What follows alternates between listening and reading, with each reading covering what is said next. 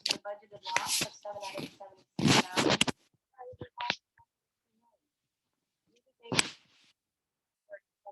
Versus budgeted 43.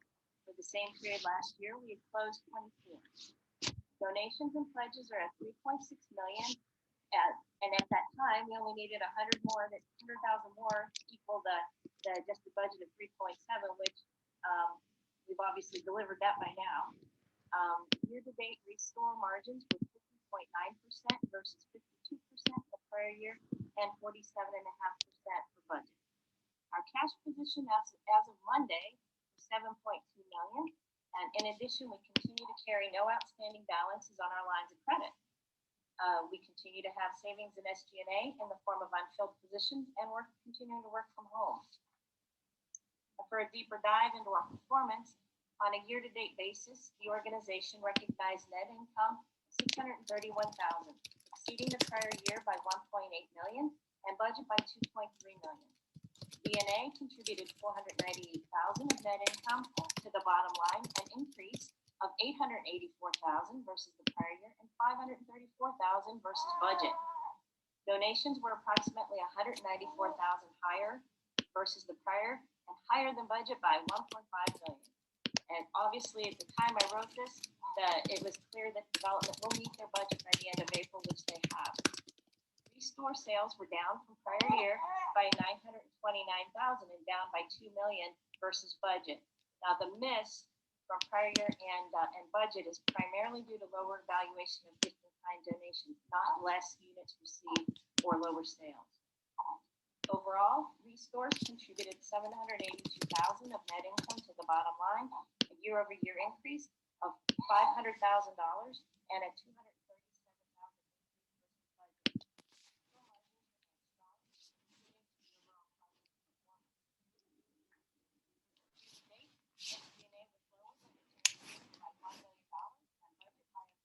Hi, Jay. Oh my goodness, sorry. Something caught in my throat right as I tried to say hi. Is this Lindsay? Yes, it's Lindsay. Oh, hi, how are you doing? Hi. My table and...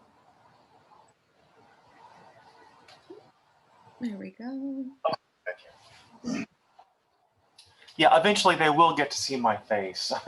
One day. Yeah, I don't have a camera that shows my face and the drawing table, and but I need to work on that this summer.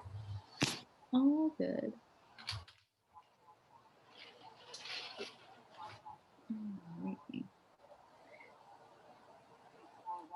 Yeah, sorry, I have a call that was finishing up, so if you hear some weird rumbling in the background, I'll have it off for the class, but while I'm unmuted, if you hear some background noise, sorry about that.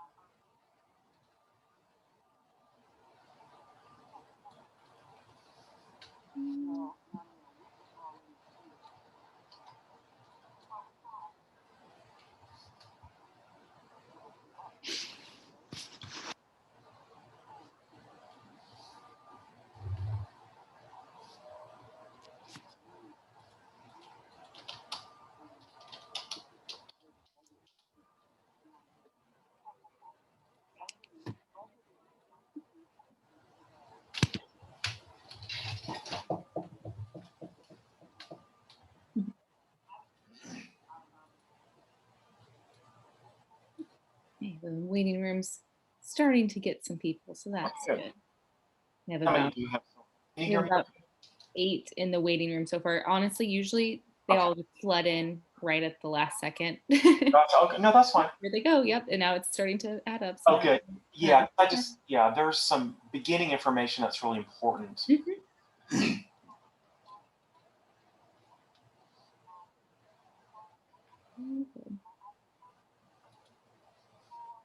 Yeah, you just let me know when you'd like me to let people in, and you're welcome to just say, you know, hello, we're starting in a second too. You don't have to start immediately, but okay, sure. Happy to do whatever will work best for you. I think I'll probably open it in about 5 minutes. Does that work? Okay. Yep. So would you like me to just keep people in the waiting room until then? Yeah, please do. Just making sure.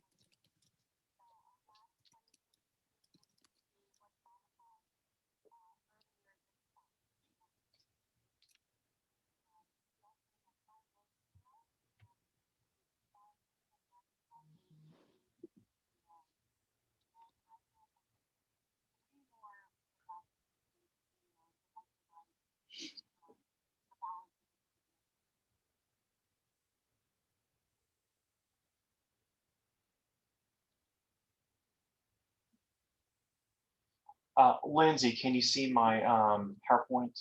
Yes, I can. Let me go make sure, because I always have trouble with getting this thing up. It gets so finicky. I know, it changes every week, every time. Okay, so can you see the first page says paradigmatic buildings in history? Yes, and right now oh, yeah, you're going up there. What about that one?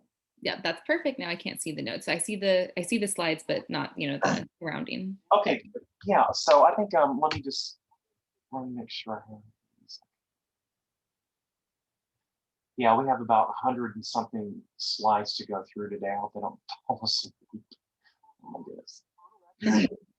Okay, yeah, I think you can start letting people in and we can open it. All right, sounds good. I will put myself on mute, and like I said, you can, wait still for a moment, but I'll let people in. Let me know when I can start. All right, and people are now in. Okay, welcome back to class, everyone. This is our third lecture in what's called literature and text in classical architecture. We're going to be looking at what's called paradigmatic buildings in history. In other words, a paradigm, of course, is an example or model to follow. What I was saying earlier in some of the lectures is architects, I think, coined by the architect, the famous modern architect, Carlos Scarpa, is that architects are the best thieves. They steal and borrow things, but of course they're done very tactfully and very beautifully proportioned. I just thought that was an interesting quote for somebody that has been, someone as well established as Carlos Scarpa. He did most of his work in Venice and in the Veneto. But we're going to be seeing a lot of architects, Europe and American architects, that do borrow themes and motifs from classical buildings. So in other words, let's take a look at paradigm. I'm sure you know this word. Paradigm, of course, means an example or model to follow. We're going to be looking at examples of buildings that have been used as models throughout history. Really, some very, very famous buildings we've seen many times in class. This is the list of the buildings we're going to be looking at today. We're just going to briefly skim over the Parthenon and the Pantheon, and of course in Greece and Rome, and I'll have the dates listed individually in some of the images. But of course, we've seen these buildings many times. We're not going to spend that much time on them. We're going to be seeing how all these buildings really influenced other buildings and, of course, architects. These are such classic examples of proportion, beauty, ideology, philosophy, and of course, proportion in each one of these buildings and how they greatly influenced architecture throughout the world.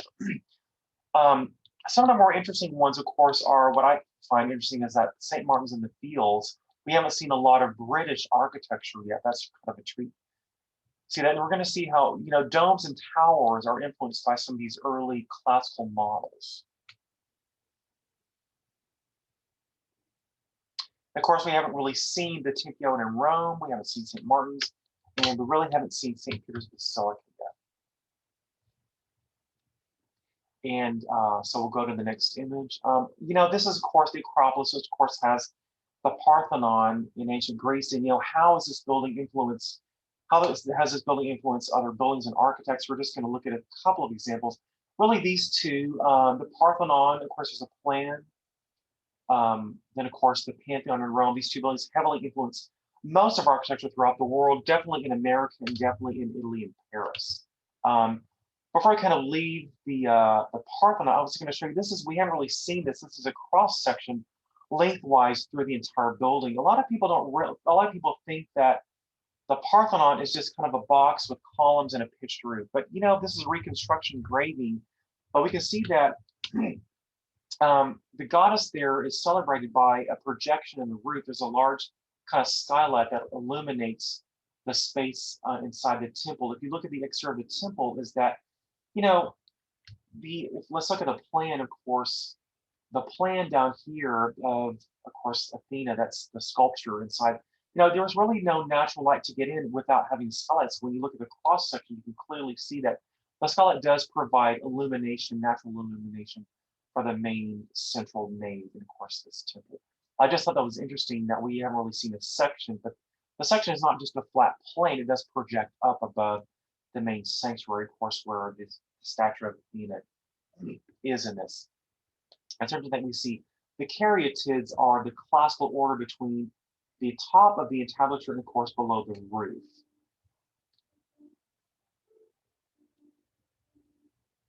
So let's take a look at how the Parthenon has influenced other buildings. We can see pretty much the Parthenon and many other Greek, not Roman temples have really influenced most buildings in Europe and, of course, America, particularly the Madeleine in Paris. This is the Madeleine in Paris, of course, is, I think, a Catholic church, but of course, we're seeing a classical temple as a model for the sanctuary. The same thing with the U.S. Treasury building is that the Greek temple front is a very special symbol for the government buildings in America and, of course, mostly churches throughout Europe. Of course, this is definitely, a model based on the ancient Parthenon in ancient Greece. You can see the Greek Doric columns, of course, with the basilica in the back. I'm not sure which building this one is, but you can definitely see that, this is a Greek temple front based on, of course, the Parthenon in Greece. So I'm now trying to look at what's called the Maison Carrée, the square house. This is probably the best existing example of an ancient Roman temple from the 2nd century. This heavily influenced the architecture of Thomas Jefferson. It became a model of the Virginia State Capitol and many other buildings. Thomas Jefferson was very heavily influenced with classical architecture. So when we look at his work, it's based on Greek temple fronts and primarily some early classical models. So this is, of course, the Roman temple, the Maison Carrée, which is based in Nice, France. Of course, what's interesting is there's a lot of keywords in architecture. This building is comprised of, or proportioned as a pseudo-peripteral peristyle with a pediment and portico. Kind of a tongue twister of all P terminology. We can see that. Let's look at the plan of this. There is the elevations, the perspective, and of course, the plan of the columns. You can see that the columns are exposed in the exterior portico that engaged in the wall, where there's a contained space for the temple front, or the temple. There's some terminology from our earlier lecture in classical moldings. We can see that, of course, this is definitely a Greek or Roman temple front, because the language of the classical moldings is definitely displayed on the temple front, which heavily influenced Thomas Jefferson's architecture. We can clearly see that we're using the Maison Carrée as a model for Thomas Jefferson's Virginia State Capitol roughly in 1785. We can see the pseudo-peripteral peristyle that continues all the way around the building. And of course, we're using the Ionic order instead of the Greek Corinthian order in, of course, the facades. But you can clearly see that this proportion and the classical orders is based on this original building plan. Of course, we're using Corinthian capitals in this Roman example. Of course, Thomas Jefferson is using Ionic capitals. It's interesting. A lot of people ask me, well, why didn't Thomas Jefferson use Corinthian capitals in this model? I was reading some research. This is in Virginia, roughly in the 1700s, the early 1800s, is that Thomas Jefferson didn't technically trust Virginia sculptors to carve a Corinthian capital. So he used a simpler order, of course, the Ionic order. So it's interesting that there's some functional reasons why Jefferson didn't use the Corinthian order. Of course, he probably would have used the Corinthian capitals. But again, it's interesting that he didn't trust a lot of Virginia sculptors to make something that elaborate. I thought it was really interesting. Of course, that's trivial information, but if you're serious about architecture and the language of classicism, is that should really be an interesting sort of detail.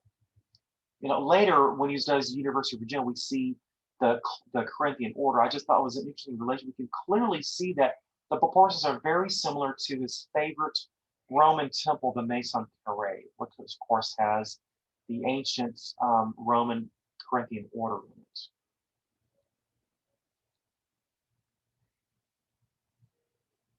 Of course, I think this was pretty much destroyed several years after it was built. Rebuilt in this sort of the same vernacular of Jeffersonian architecture.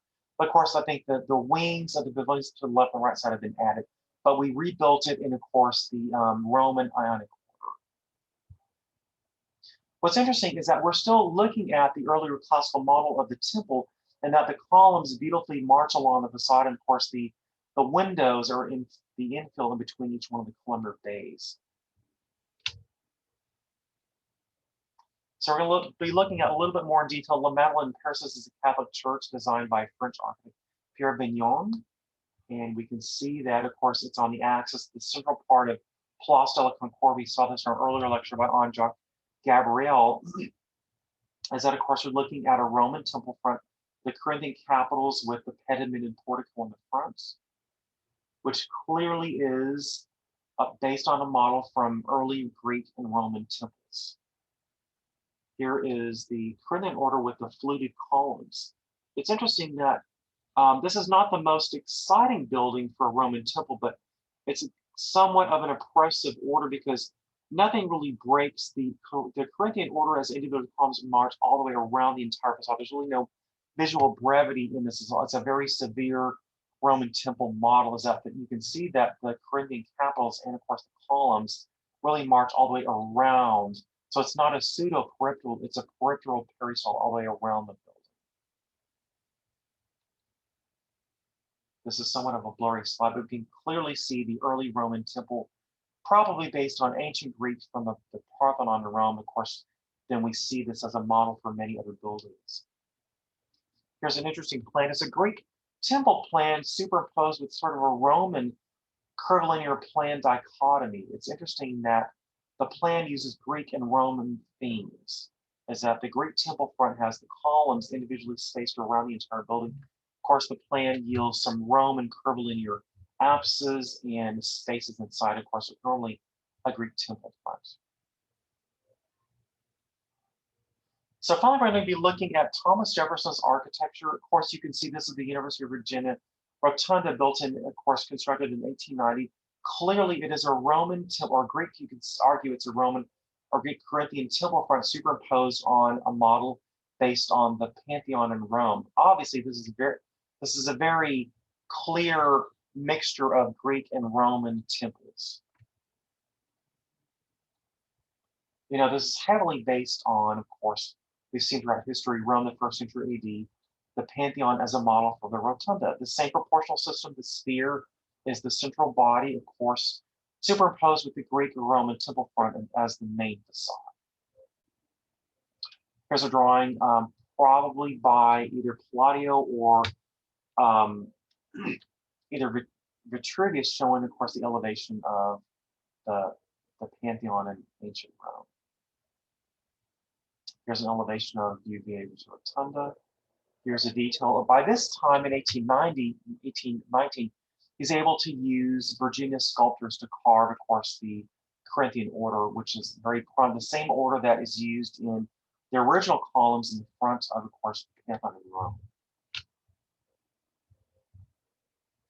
A lot of people were asking me in some of the earlier lectures is that how are these classical columns erected and held in place without using a steel frame? A good question. Some of these are brick, some of these are marble. Thomas Jefferson is using marble in parts, and of course he's using brick columns spaced with plaster. Some of the columns are, if you look at some of these columns, this of course are solid marble columns. What happened is in the construction, he's using iron rods to connect each one of the joints. Of course, there is a central spire or rod of steel that anchors each one of the columns in place. I thought that was an interesting detail because we're not using steel in 1819. Really, we're not using steel and concrete much later until the 1890s. So it's interesting how these columns are structurally supported without steel, is that they're using iron or steel rods in, of course, the construction of these columns. I thought that was an interesting detail. Here's an interior, of course, of the rotunda. There's a large dome. The interior columns are all Corinthian order. Here's an intriguing plan. Of course, we're looking at the plan of the Pantheon in Rome, the plan of, the University of Virginia Rotunda. The basement plan is really unique because he's using elliptical shapes for the spaces in, of course, the basement unit. These are meeting rooms. I'm not sure the origins of why these are elliptical, but of course, the main floor plan of the sphere called body, of course, has the Corinthian columns as the central nave. It's unusual that normally you would see in the basement, all the columns would appear in each plan as the structural basis. I'm not sure why Jefferson did this, but it's interesting that the three plans are very uniquely different.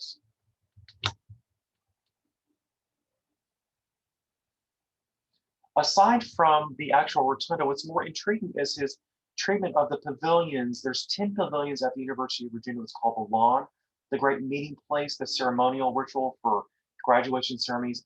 He's doing an interesting example of all the orders and variations on pergolas and pavilions, as what I'm calling splendid variation. Here is a drawing of all 10 of the all 10 of the pavilions based on different classical. He's using all the classical orders from Tuscan, Ionic, Doric, Composite, and Corinthian. It's a very interesting sort of parody on each one of these pavilions and source, of course, their language of how they relate to each other and different variations of each one of the things. It's a very brilliant sort of model to use for, he's using all the original classical orders from Greek and Rome in each one of these pavilions. Think of how oppressive and monotonous it would have been if each pavilion was the same or the same building typology. What's wonderful is experiencing the lot and seeing all these different pavilions and their beautiful sort of variations and playfulness in each one of course, the classical orders and themes. We see a mixture of the Greek temple front, the Roman temple front, of course, pavilion number 5, 6, 7, using a very solid Romanesque base with the columns above that. Of course, here is the setting of, this is actually an oil painting of the entire lawn, which of course has the rotunda, the 10 buildings, and of course the other buildings that were added later by McKinley White. So each one is a visual sort of play on the Greek and Roman classical temple fronts. It's interesting that some of the colonnade of the pergola does extend and continue behind the columns, and of course others project in the front. You know, this is the best place to see all the Greek temple fronts and orders in one place. It's really wonderful that Thomas Jefferson had the foresight to sort of show people, students, faculty members, what the classical orders all look like in one setting. It's rare in the entire world that we see all the orders playfully and brilliantly composed in one setting.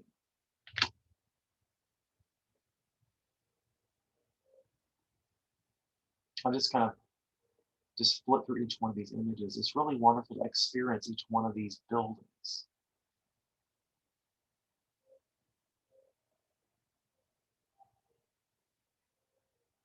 Particularly pavilion number 9 is one of the most, I guess, original ones, because there's not a large Greek temple front. Of course, there is a small square pavilion that has, of course, a recessed, a concave exedra. Of course, the pergola continues in the front uninterrupted. If you look at some of the other pavilions, is that the large classical order projects out in front of the pergola. The smaller colonnade behind the larger order is, of course, a narrative on the smaller classical orders are the relationship and a metaphor for the students in the course of the entire school. Of course, the larger order is probably the faculty members that, of course, march above the students as a level of, we see a level of hierarchy of students in the smaller Tuscan columnar order that projects around the periphery, and of course the larger order, which is a metaphor for the faculty members or the teaching staff, as of course the larger order that passes by in columns.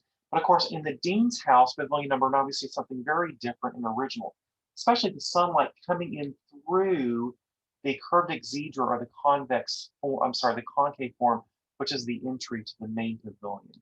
The sunlight coming in through this curved exedra is really remarkable. I remember as a student, I was visiting Karen Van Lingen's house. This is the Dean of the Architecture in 2009 when she was opening one of her pavilions for teachers and faculty as a reception.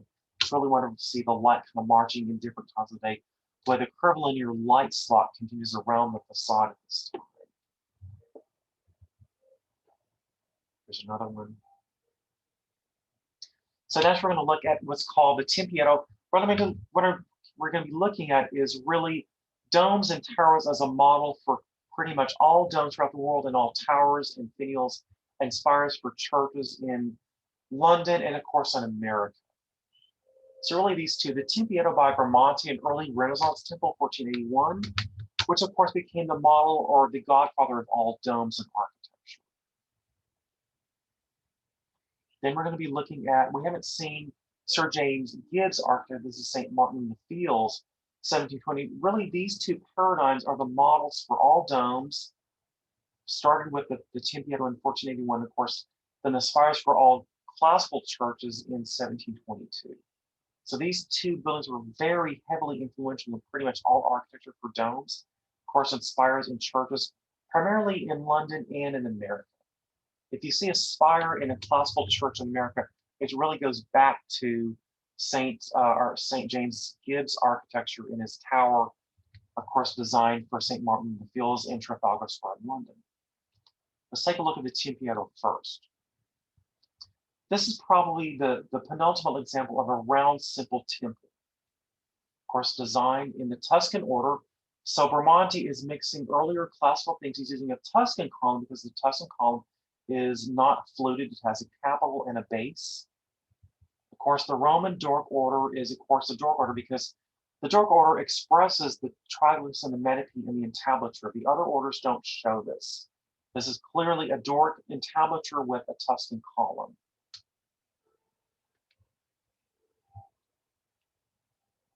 There's some wonderful photographs on the left, a picture of the actual building, a poetic engraving showing sunlight coming through a portal that surrounds and frames the view of this wonderful temple. Here's a cross section. A lot of people don't really realize that there is an underground volume of space underneath all of these buildings. Of course, it's really naive to think that architecture starts from the ground and goes up. Of course, you have to remember our quote from Vitruvius is the first act of architecture is to break the ground. So you can see this beautiful underground crypt and the basement, of course, of the underground of this Tempietto church. Originally, the Tempietto was superimposed in a round cylindrical courtyard, later constructed as a rectilinear field. I think this would have been considered a little bit oppressive to have the space and the church as a cylindrical form. Later was changed and constructed. I'm sorry, this slide is very somewhat blurry, but you can see the round temple front is a special object in a rectangular or square courtyard. This is actually the top of the Janiculum Hill, of course, in Rome. This is actually the site where St. Peter was apparently crucified. Then, of course, later we see a larger basilica, St. Peter's, which is a much larger church. This is several miles, or of course, walking distance from the this small little temple designed by Bramante. There's an elevation of the church. We can see we're going to be looking at some of the terminology of different domes, but this became a model for all domes and lanterns throughout history. Really started by this Bramante chapel, the Tempietto. Here's a wonderful digital cross-section. It's interesting to see how light is carved out of the actual building above the ground, how light enters the crypt underneath. You can see that cross-section is a wonderful sculptural skylight that's carved into the section of the building. Of course, the circulation is a round surface that goes down into the cryptic porticus. There's a wonderful drawing showing the cross-section of the underground, of course, and the two volumes of space underneath the actual dome itself. There's somewhat of a blurry detail of the classical order, the Tuscan order with, of course, the Doric entablature. So before we look at each individual dome throughout history, let's look at some dome nomenclature. Classical, this is classical and Renaissance. The dome is really comprised of three parts: the drum, the dome, of course, the spherical body itself, and of course the cupola and lantern. Let's take a look at architecture before the Renaissance dome. Of course, we're going to be looking at Renaissance dome because they were spherical and not pointed arches. So architecture before the Renaissance was, of course, considered, of course, the Gothic phase in architecture. The Gothic structure is exposed as buttresses on the facades, and of course, they're not using domes or using tall spires and central naves. The structure in Renaissance architecture is concealed behind its shell of the dome. So let's take a look at that more clearly. And I can go back after the lecture and stop on these. You can put these in your sketchbook or commit these to memory. Let's take a look at Gothic structure is exposed, Renaissance classical is concealed.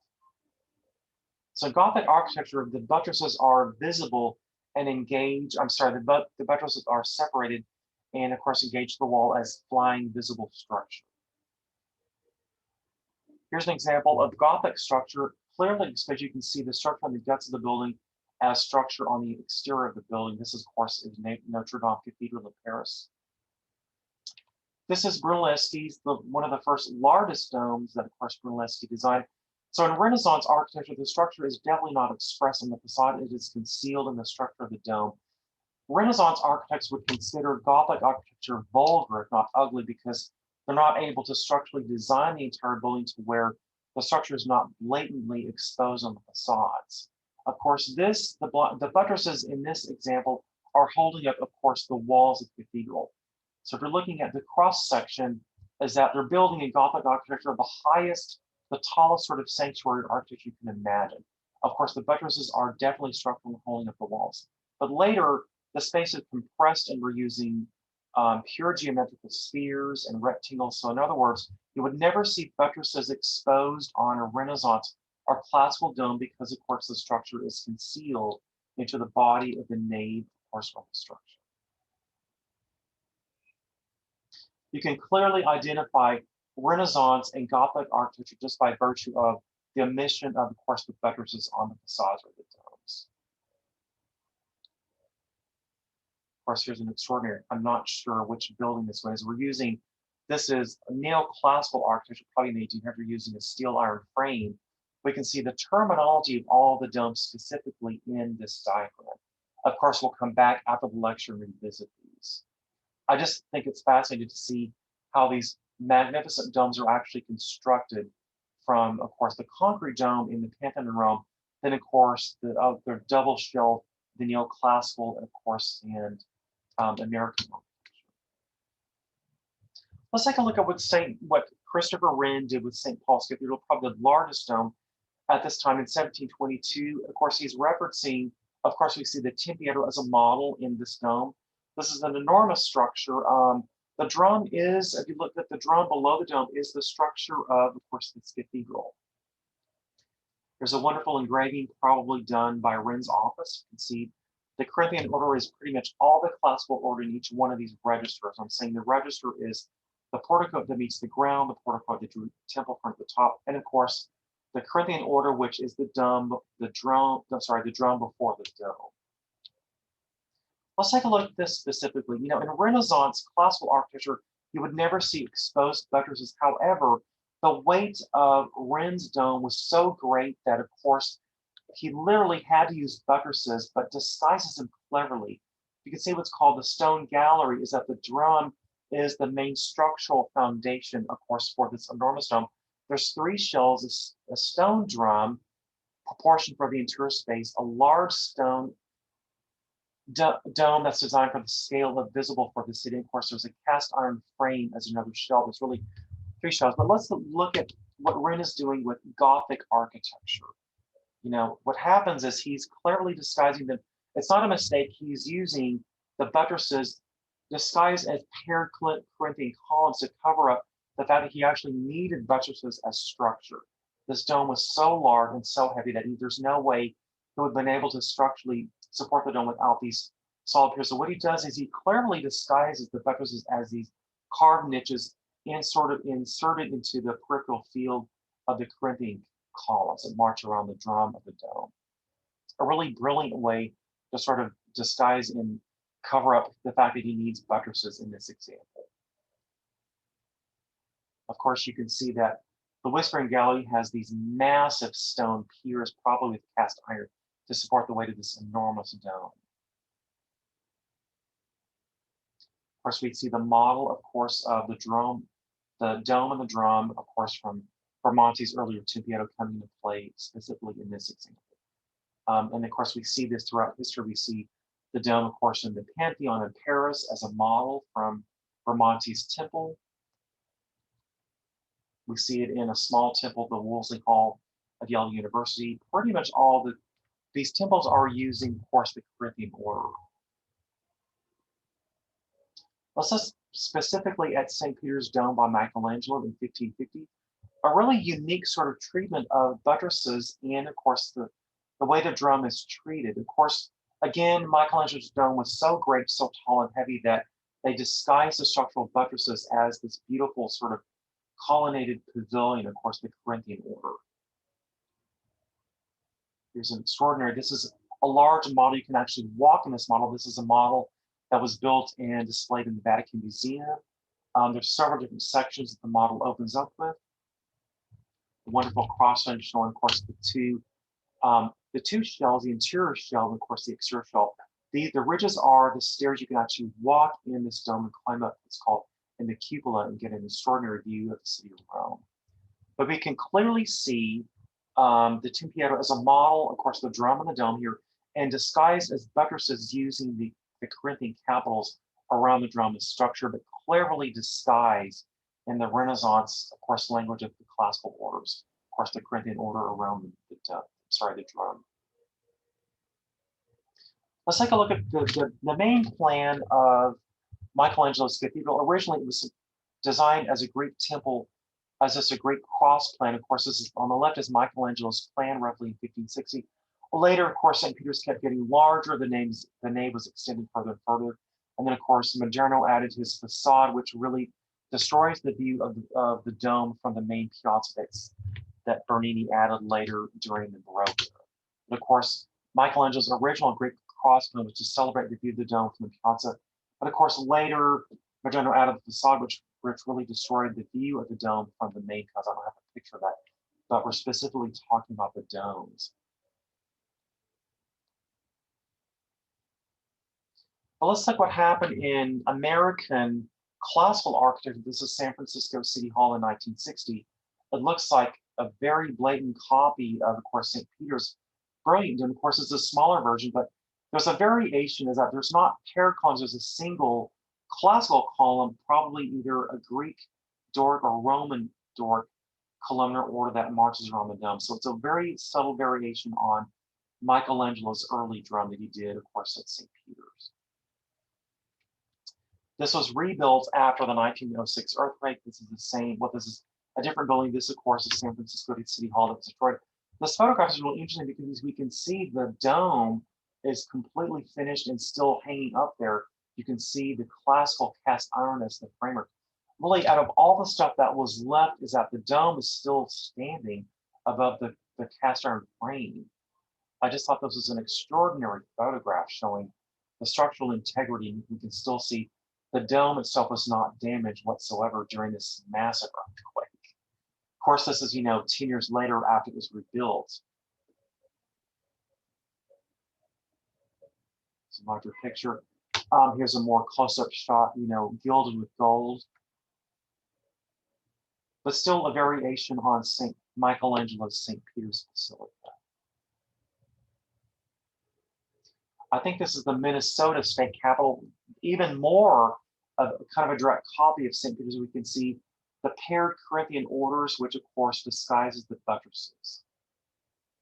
In this example, in the San Francisco City Hall, we're not using buttresses. These columns are decorative because you can see the gap between the wall of the drum and of course the classical orders are independent columns.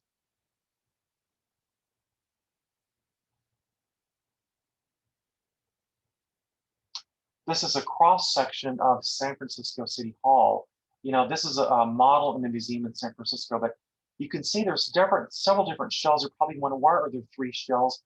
There's really one proportion for the interior of the space, a large shell proportion for the scale of the city, seen from the exterior. And of course, there is a structural shell to support the large dome that, of course, is scaled for the city.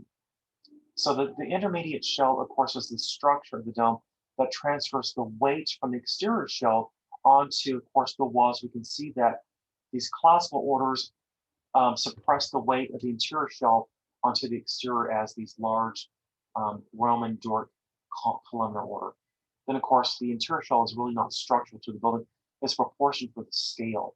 So when standing at the center, you can see all three, you can see two shells from the interior. But look at the size of this cupola. I'm not sure in this instance, well, you actually can walk from the gallery above here and walk the stairs and climb the cupola for a view of San Francisco. So the same detail, of course, the Minnesota State Capitol, you can see that St. Peter's Dome is clearly a model in this example.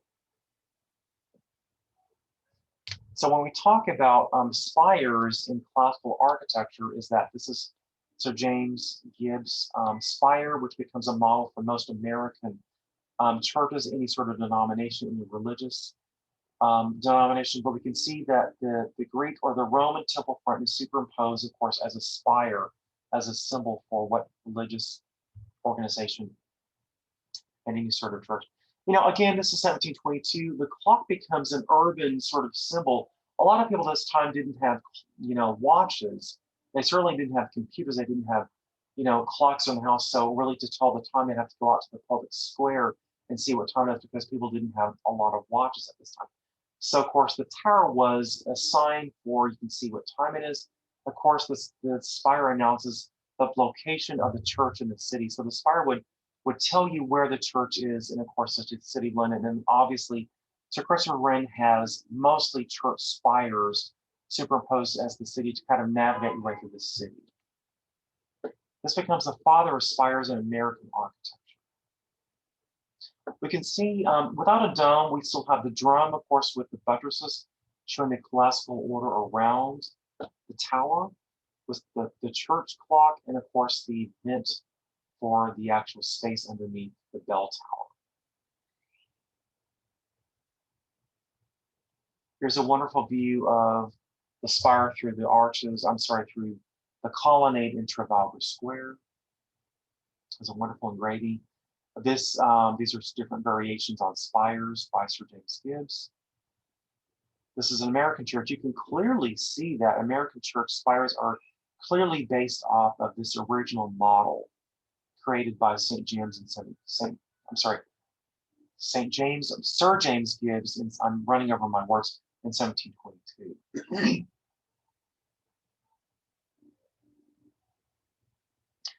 This is a wonderful spire, of course, clearly based on the original spire we just looked at with some wonderful variations. This is in Dallas, Park City's Baptist Church and Northwest Highway, a beautiful, wonderful urban sort of church. We can see the spire from many miles away, even with all the tall buildings around the city. It hasn't dwarfed this view of the spire, but it has a wonderful sort of warped kind of Greek key, kind of worked as a sort of Baroque spherical. Normally these would be round or square, but I think this is Mark Lemon, the very famous architect in Dallas. He designed many churches, many schools in Dallas. There's a wonderful original blueprint from the spire as a drawing. Just a really magnificent version of Sir James Gibbs' spire in a classical idiom, of course, in a Texas sort of vernacular of classical architecture. We see many different things. We see the triangular pediment. We see the arch pediment, of course. We see the drum. I'm sorry, I keep saying drum. I mean to say drum. I'm mixing drum and dome together. We can see the classical orders with, of course, the colonnade that appears around the drum of the spire. It's kind of a large detail of the Tuscan order, of course, with the kind of curved pediment above that. You know, when you start driving around American cities and you don't really, as a builder or an architect, understand the classical language, you're going to get iconography as sort of a very bad Xerox, what we saw earlier. You know, this is very common for American cities to, a lot of people think this is beautiful, but this is just a very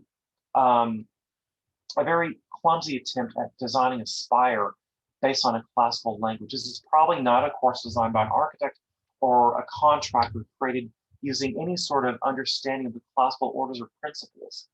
It would have been very easy to pick up a book and look at how the classical pediment is supposed to be properly proportioned and scaled. There's no cornice. There's these really dreadful eaves, which is a very common builder typology to return the pediment as these sort of gutters with sort of builder transitional between the pediment and, of course, the facade here. This is just a very clumsy attempt at designing what's called a spire. But this is, I mean, you know, I grew up in Texas. I see stuff like this, and it just drives me nuts. It's somewhat kind of a depressing venture to think that, you know, this is what's called beautiful classical architecture. Of course, this is a very cheap example of some of the early examples that we just saw. Definitely a very bad Xerox of some of these originals that we can see throughout Texas, throughout Dallas, and of course, throughout the classical world. Okay, that ends the images. I've gone over a lot of information. This is a lot of different examples, probably a most elaborate lecture that I've given so far. I know there's probably some images that you'd like to, you know, stop on. We have about 20 minutes for questions. I think you can turn off your microphone and start entertaining questions. I can stop with some of the images. Do you guys have any questions about anything or any comments?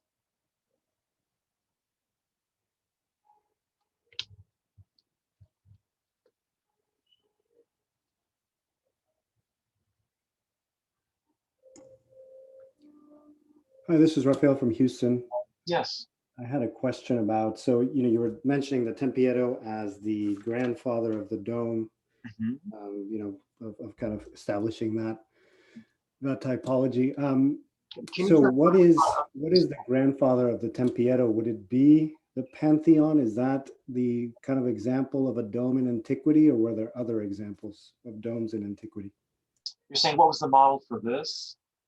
Right, like the concept of a dome, did it get kind of started with the Pantheon? Is that the closest analog?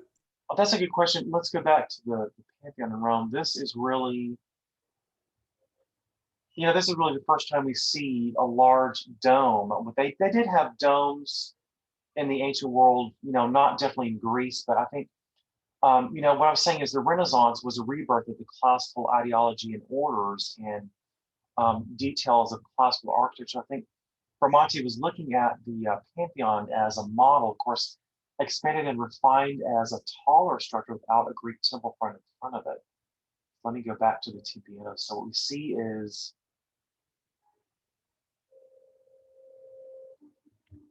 you know, we can see this is a dome, probably based off the ancient Pantheon in Rome, but of course he's projecting this up as a more cylindrical volume, even more so than, I'm not sure there really was a model for this, because this is a very original sort of typology to have a large drum as the entire building, of course the dome on the top. So to answer your question, I'm not really sure there was a paradigm for this before. So that's what really makes this example very unique. Okay, thank you.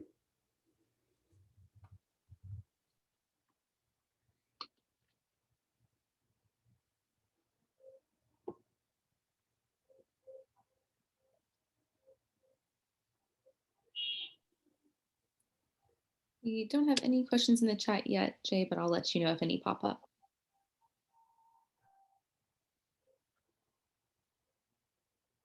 You know, as architects or creative people, I would start looking at the cross section, because the cross section reveals a lot of secrets, a lot of hidden corridors that you really wouldn't imagine. You know, when I visited this, I had no idea that there was an underground at all. It's kind of a secretive space, and also a complete element of surprise. You have to discover the stairs, and then you discover that there's a staircase behind that marches around the cylinder. And then of course you get this wonderful, depending on the certain time of the day, I think this skylight allows for light to come in. And I think there's an altarpiece here that during certain times of the year, the sunlight directly hits that altarpiece. But a wonderful sort of visual discovery to kind of, and also this is not the most visible temple in the world. It's completely concealed behind a building and a court. You have no idea it's there. It's really exciting to experience this as a visitor. I mean, imagine having no idea this was there, just seeing the building on the top of one of Rome's high school, the Gineculum, and discovering this, and not only seeing the temple in the space, and then discovering that there is an underground underneath this. I try to get my modern architecture students to create something of an element of surprise, and they still think that a building is on top of the ground. I think it was. What's the Tempietto built on a plain site, and then the buildings were built around it? What could you repeat? Or what was that built in the courtyard, or was it built first and then the cloister or whatever else kind of came up around it? Well, the cloister was built first, and then the temple was added later. Yeah, because this is, I think somewhat medieval architecture. From the readings I got is that the building was built square first. I think Bramante proposed to have the space and the Tempietto completely curved, but that wasn't approved, and so they left this existing basilica courtyard square, and of course the temple was built as a round temple after the fact. Jay, we have a question from the chat, and it is the basic difference between the use of spires versus domes the difference between non-Catholic and Catholic churches? That is a good question. That is a good. I think it does based on. I think it is based on Catholicism, because you really wouldn't see a Catholic church with a dome. Yeah, that is. I'll have to get back. I'm not sure, but that is a good question, because you have to wonder, why aren't some of these churches, domed basilicas versus churches? Why doesn't this church that we saw Sir James gives, why isn't there a dome on this building versus a spire? I think it is based on religious place, but that is a good question. Tim says in response, Catholic churches traditionally had twin towers rather than a central spire. Interesting. Yeah, it's interesting to see, why some of these have towers versus domes. I don't have quite an answer for that, but that's a good question.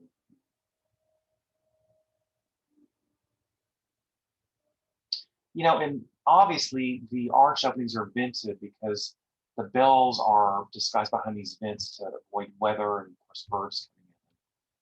So I think the vents there are functional detail as well.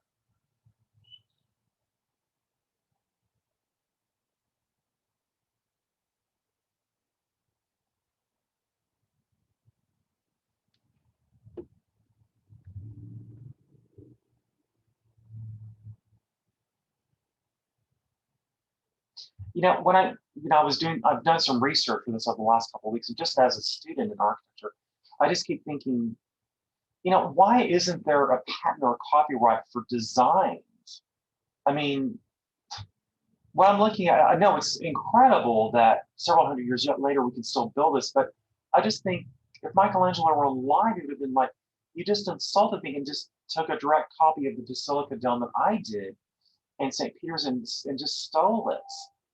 But there's really no patent or copyright for architectural ideas. I think there are in some capacities, but there really isn't. And I'm not sure why that is, because we have a copyright for graphic arts, paintings, drawings. I'm not saying there's something wrong with that, but I just find it a blatant copy to just steal someone's design aesthetic and just put it on a building. It's wonderful, but you kind of have to think, why didn't this person do something a little bit more original? Because it looks exactly like St. Peter's. This is the Minnesota State Capitol, and we're clearly showing the solid buttresses with, of course, the Corinthian capitals, exact straight copy from Michelangelo's dome on St. Peter's.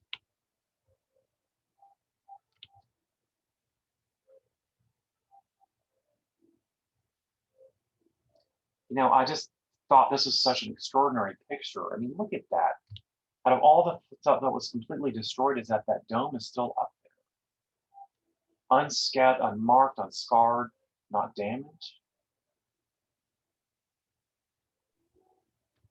Sorry, coming in a tad late here, but Hill had commented too, that's the point of tradition. Each generation builds upon the lessons of former generations. Was that a response to my statement about copywriting architectural ideas? Or I believe so. Sorry, I had come in a little late there. I didn't want to interrupt. No, that's fine. It's an interesting dialogue.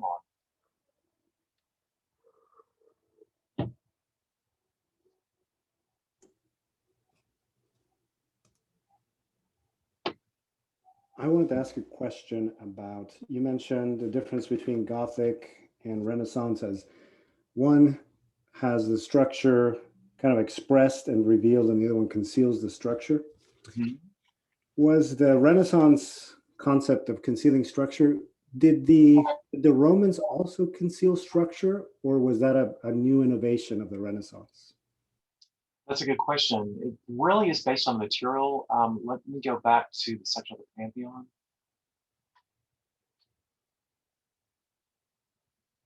Oh gosh, I'm sorry, I've got so many slides. I hope I'm not losing you. So the section, yeah, that's a good question. The section of the Pantheon stone is one shell of concrete. There's technically are buttresses because the thick walls act as structure to ground the weight of the dome, so that way the dome doesn't pull the walls apart. So let's go look at the Gothic Cathedral of Notre Dame, and let's take a look at my drawing I did. To answer your question, that was a design intention, yes, because Renaissance architecture was considered modern. Is that it was really extraordinary for Brunelleschi to constrain all the structural, because you really couldn't build, because what I'm saying is, I guess to answer your question is that that was a design intent to conceal the structure inside the dome and not have the structure visible on the outside. Because by now we're building with several different shells, two shells. There's two shells in this one. There's two shells in St. Peter's. I'm sorry. Let me see if I can go back. Yeah, I guess to answer your question is yes, that was a design intent to conceal the structure inside the dome itself. But you wouldn't even see buttresses, even before first century AD in Rome, because they weren't building with domes in ancient Grecian architecture. Of course, they weren't building with domes in Gothic architecture at all.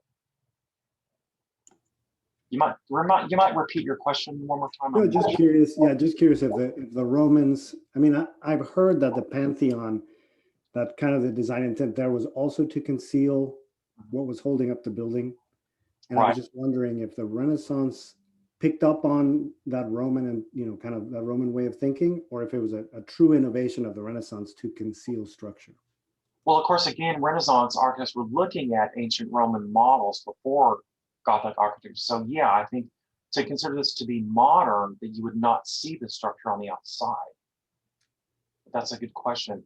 It's interesting to consider, Renaissance architects thinking that this is considered vulgar and ugly, but it's interesting also, this cathedral, none of the Gothic cathedrals have domes, they have spires and towers.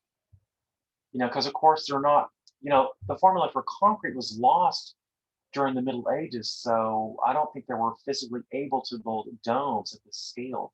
If you go back to my cross section I did, they're not building with domes, they're building tall naves to build vertically to the sky as possible. So the buttresses became a structural, not an aesthetic detail. But in the Renaissance, the spaces were compressed in pure geometrical relationships. So the domes were more compressed inside the body cavity of the building itself. But that's an interesting relationship, I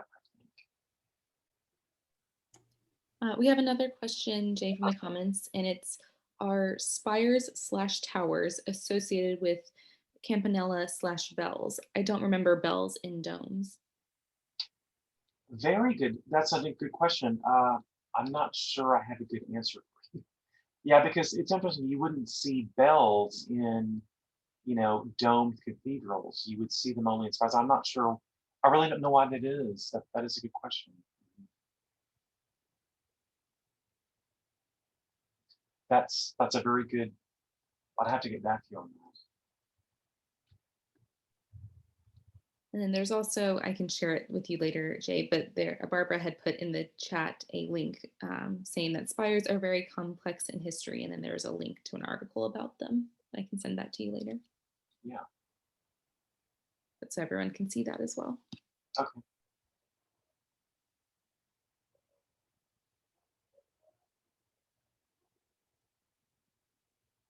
If you look at this engraving of St. Paul's Cathedral, there's a mixture of domes and spires, and you have to wonder, are there bells in these towers? I'm really not sure. I'm assuming there are.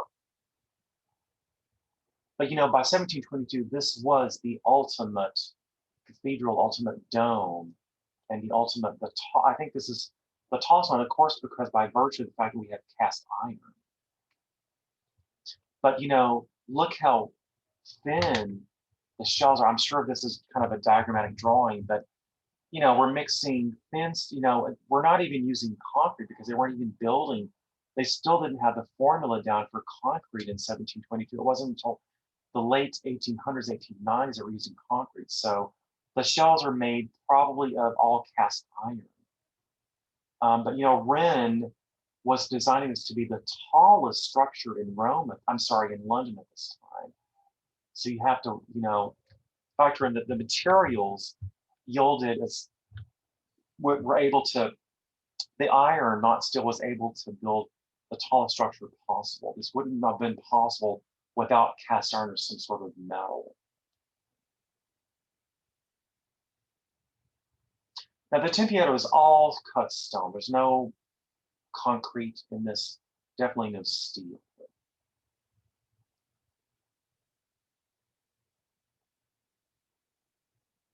I just, I think it's almost 1 o'clock. I just thought that was wonderful. And also look at the way that Michelangelo repeats the theme and variation, the theme of the drum, the paired Corinthian capitals, disguising the buttresses. And then on the cupola, he repeats the same detail. It's a variation of a smaller scale.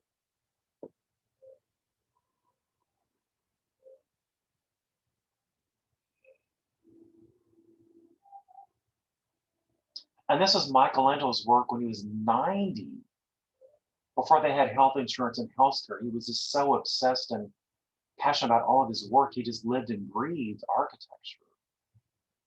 I think he might have passed away by the time this was finished.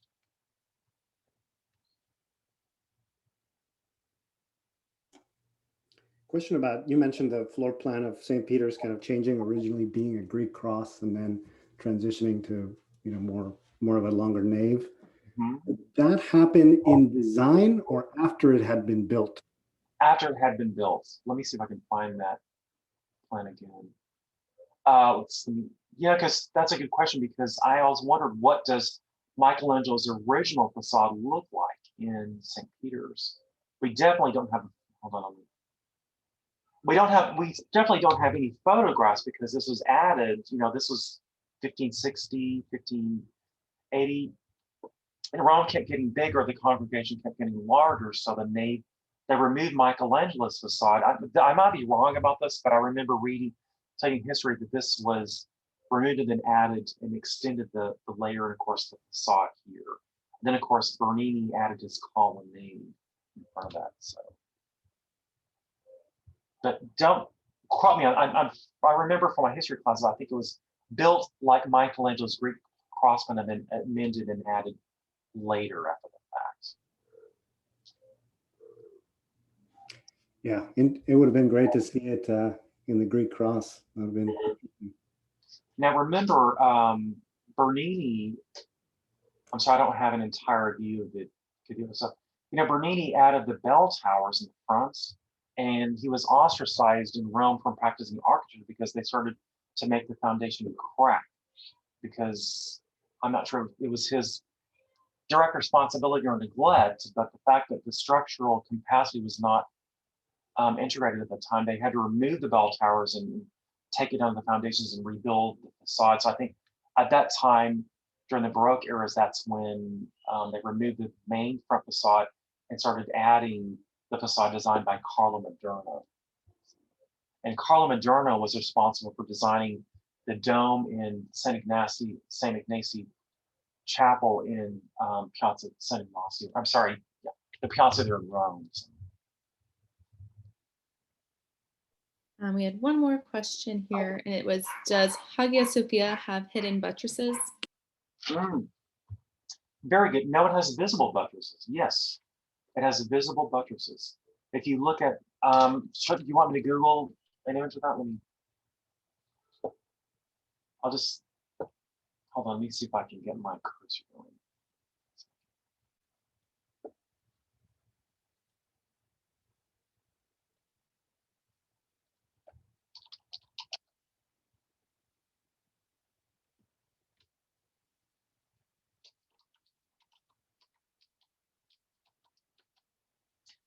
That's an interesting question, an interesting cross section to look at. So yeah, of course, these clearly are showing. Can you see my Google page? Not yet. I just see the PowerPoint. Let me share the screen.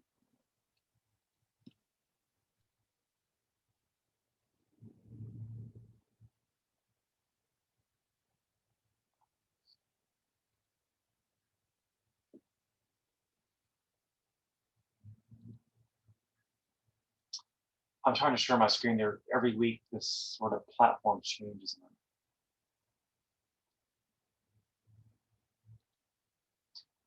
Lindsay, any suggestions on how to go back and do this?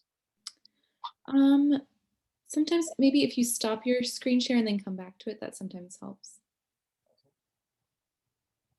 All right, here we go. Okay, can you see the image on the Google screen? There we go. Now it's Oh loading. yeah, these are definitely structural buttresses. That's photograph. Let's take a look at a cross section, because the dome in that is it's like a saucer shaped dome. It's very shallow. So what happens is, let me see if we can get a cross section. And Lindsay, can you see me Googling cross section on the? Yes.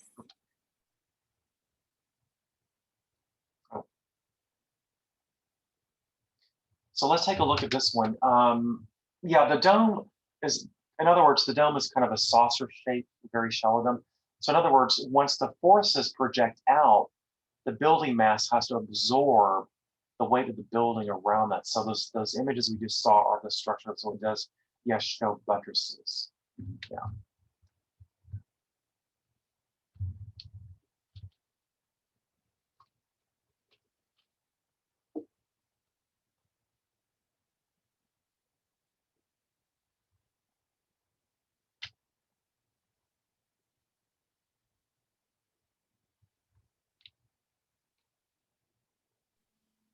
Well, that's all the questions that are in the chat for now.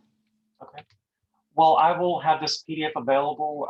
We have one more class lecture for this chapter in literature and classical architecture. So I'll make sure that I get those after next week. So our next lecture will be next Tuesday.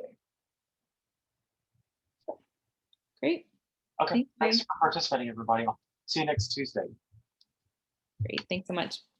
Thanks again.